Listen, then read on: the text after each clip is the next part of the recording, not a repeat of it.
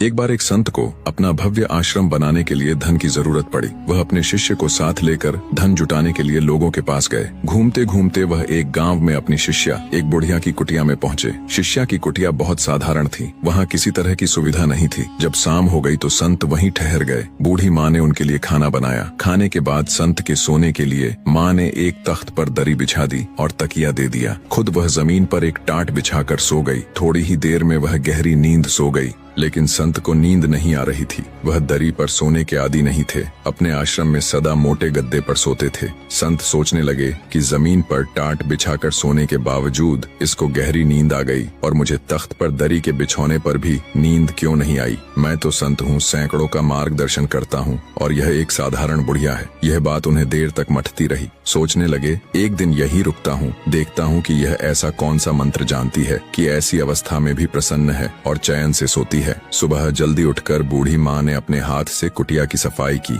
और चिड़ियों को दाना खिलाया, गाय को चारा दिया, फिर सूर्य को जल अर्पण किया, पौधों को पानी से सींचा, गुरु को प्रणाम किया और कुछ देर बैठकर भगवान नाम का स्मरण। आंगन से तरकगारी तोड़कर भोजन पकाया। गुरु को प्रथम भोजन करवाकर फिर उसने ग्रहण किया। दिन में आस पड़ोस की बच्चियों को बुलाकर उन्हें हरि कथा सुनाई, हरि भजन का ज्ञान दिया। फिर संध्या पूजन, रात को पुनः सादे भोजन का प्रबंध और फिर सोने की तैयारी। गुरु सोचने लगे, आज फिर नींद नहीं आएगी, पूछ ही लूं कि क्या रहस्य है। संत ने पूछा, माँ तुमने मेरे लिए अच्छा बिछौना बिछाया, फिर भी मुझे नींद नहीं आई, जबकि तुम्हें जमीन पर गहरी नींद आ गई। क्या तुम्हें धरती की कठोरता नहीं सताती?